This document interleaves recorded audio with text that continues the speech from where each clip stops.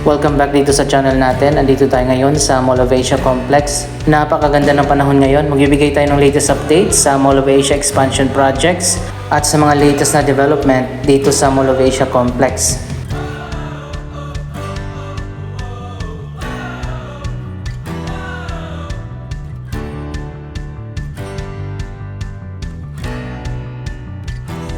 Napakarami na palang mga bagong residential condominium ang natapos na, pero patuloy pa rin ang pagtatayo ng mga bago pang mga residential condominium dito sa paligid ng Mall of Asia. Bukod pa sa mga residential buildings na natapos na, occupied na rin ang mga bagong office buildings dito sa Mall of Asia. Mga kilalang international na companies ang mga tenants dito sa mga office buildings, usually mga BPO o mga call centers.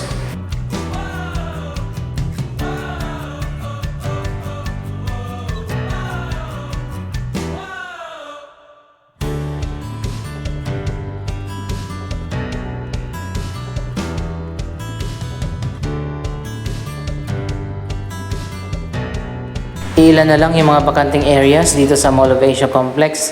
Halos lahat ng areas dito ay may nakatayo na mga buildings.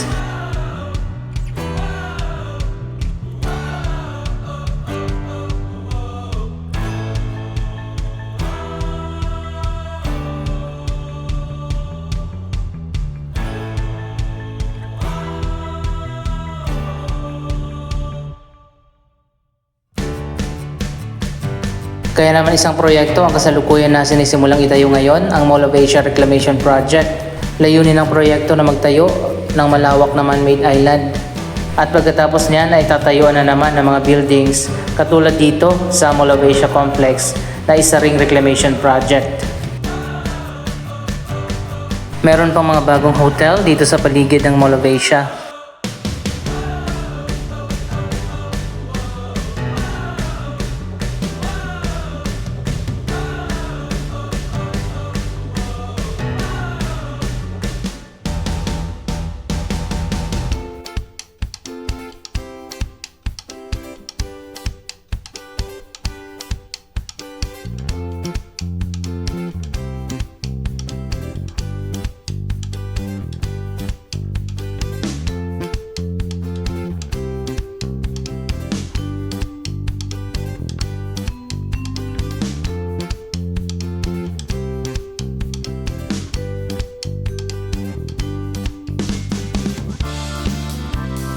Meron pa isang bagong hotel na malapit ang matapos at magbubukas na, ang The Lansons Place.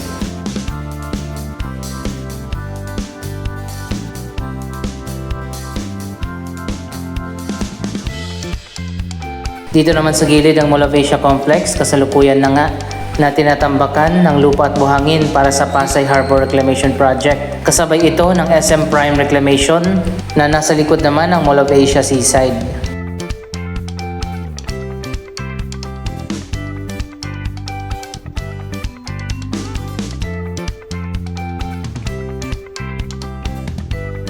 Noong nakarang buwan lang ipinatigil ng Malacanang at ng DENR ang lahat ng mga reclamation projects na ginagawa ngayon dito sa Manila Bay.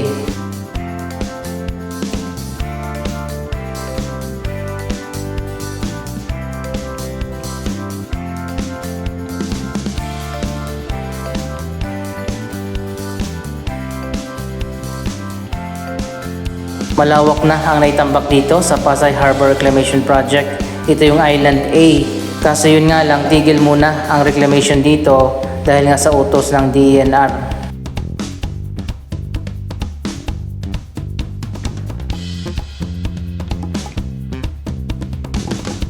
Pag-aaralan pa ng DENR at ng mga scientists na kinuha nila kung ano ang magiging long-term effects ng mga reclamation projects na ginagawa ngayon dito sa Manila Bay.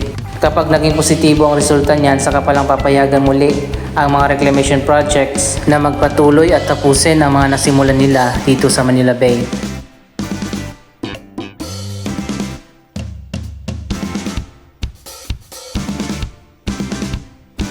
So ayan guys, dito sa area na ito, ang Mall of Asia Reclamation, nakakasimula pa lang pero pinatigil nga ng DENR. Isang napakalawak na man-made islands na may 365 hectares ang lawak ang itatayo dito sa likod ng Mall of Asia.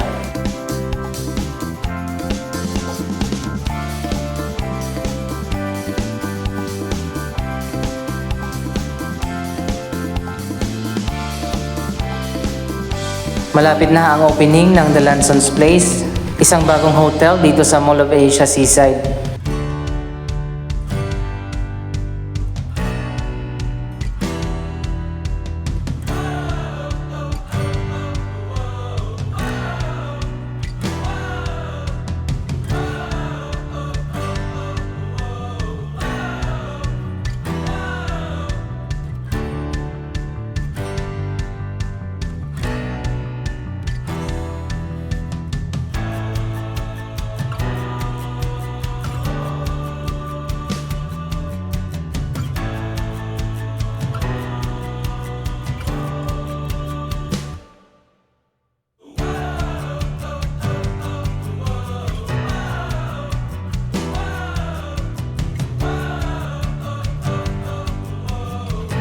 Dito naman sa kabila, ang The Galleon Museum. Matagal lang tapos ang proyektong yan.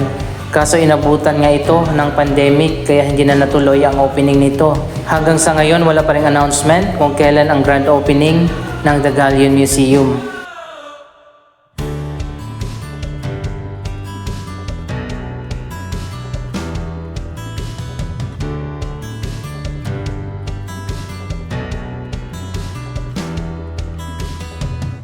Patuloy pa rin dito sa North Wing ang ginagawang mga bagong proyekto.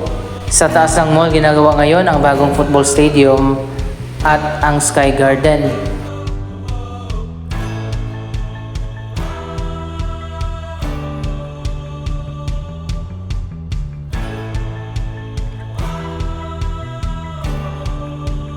Mula dito sa seaside ng MOA, kitang-kita na natin yung mga naitambak na dito sa Mall of Asia Reclamation na pinatigil nga ng DENR.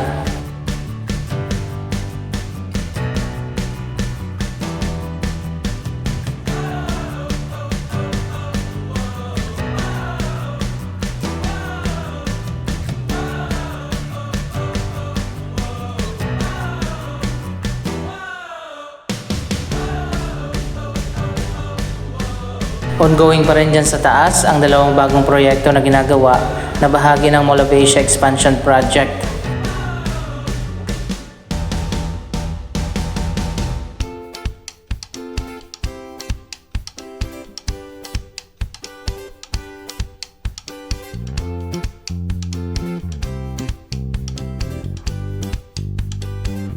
Dito naman sa South Wing ng Mall of Asia, tapos na at binuksan na ang bagong Sky Garden. Tara puntahan natin.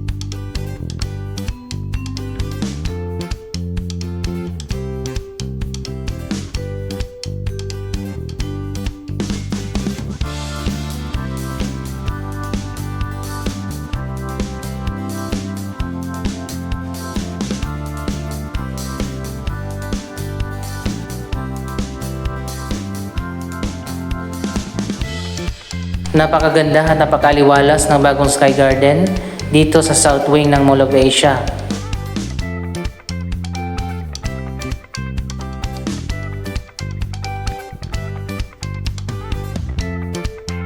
Mala Resort ang disenyo ng bagong Sky Garden na unti-unti nang nagiging popular sa mga bumibisita dito sa Mall of Asia.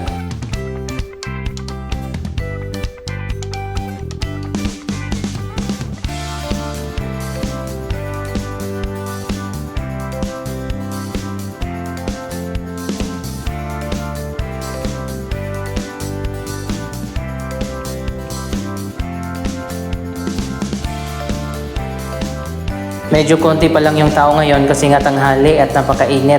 Pero maya-maya lang bandang hapon, unti-unti nang dumadami ang tao dito.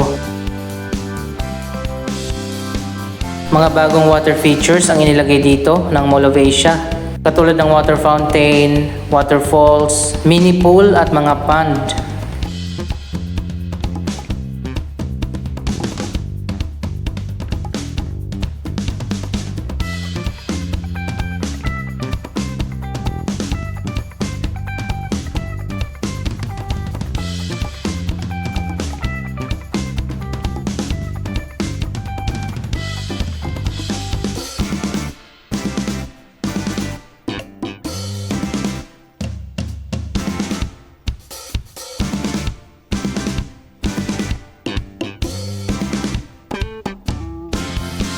Bukod pa sa mga water features, meron din dito mga pocket gardens at mga landscape areas.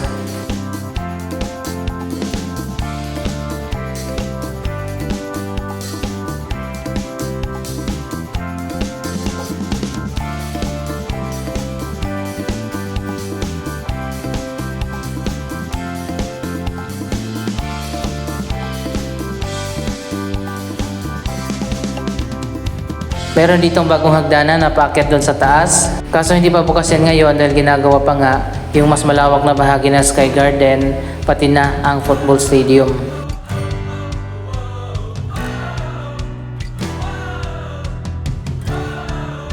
Mula dito sa dulo hanggang dito sa kabilang side, ang lawak ng man-made islands na itatayo dito na magiging expansion ng Mall of Asia.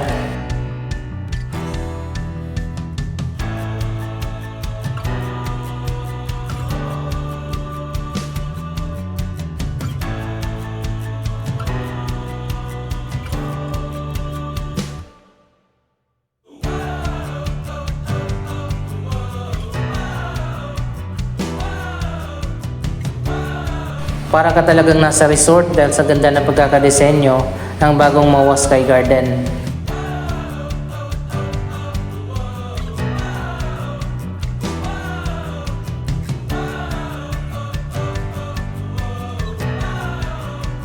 Marami rin dito mga seating areas at meron din mga bench na nakaharap sa Manila Bay.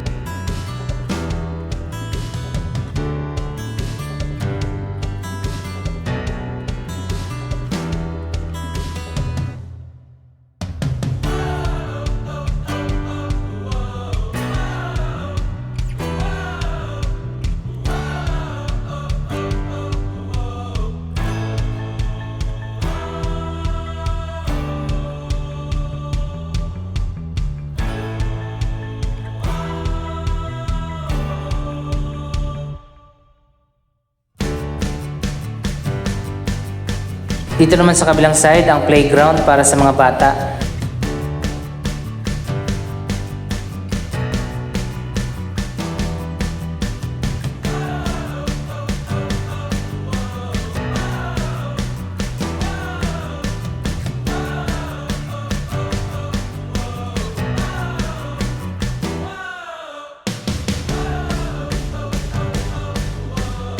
Mas marami pa mga seating areas dito na pwede nyong tambayan habang nanonood kayo ng Manila Bay sunset.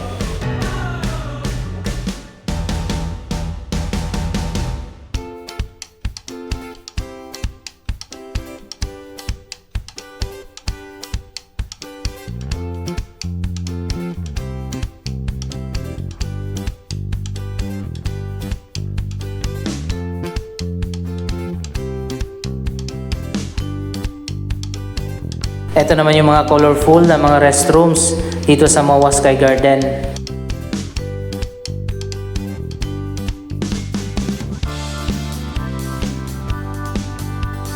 Meron pa ditong pa-surprise ang Mall of Asia. May mga nakatago pa dito na hindi pa nire-reveal. Abangan natin kung anong nasa loob niyan sa mga susunod na updates.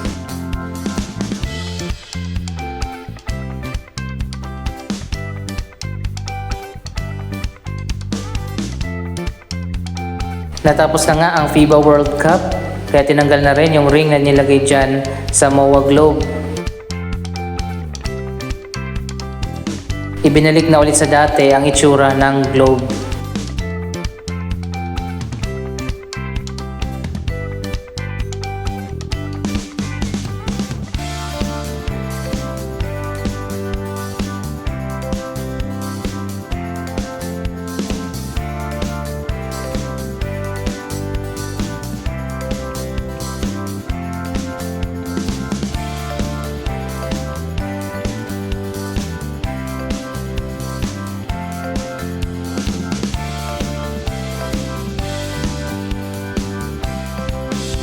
Anong masasabi nyo sa mga developments dito sa Mall of Asia at sa Mall of Asia Expansion Project? Mag-comment lamang dyan sa baba ng inyong mga reaksyon. Maraming salamat sa inyong panonood. Don't forget to like, share, comment at subscribe. Thank you for watching!